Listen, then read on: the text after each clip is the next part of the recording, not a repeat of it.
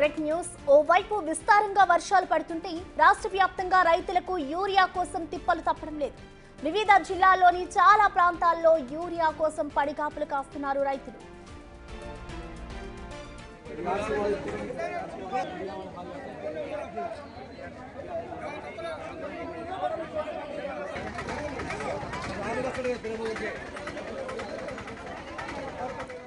నల్గొండ జిల్లాలో కూడా రైతన్నకు యూరియా వేతలు తప్పడం లేదు. యూరియా కొరత ఉండడంతో ప్రాథమిక వ్యవసాయ సహకారం సంఘం వద్దకు ఉదయాన్నే రైతులు చేరుకొని బార్లు తీరారు. అనుముల మండలం కొత్తపల్లిలో గోదాంకు యూరియా వచ్చిందని ఉదయం 4 గంటల నుంచే క్యూ లైన్లో నిలబడ్డారు రైతులు.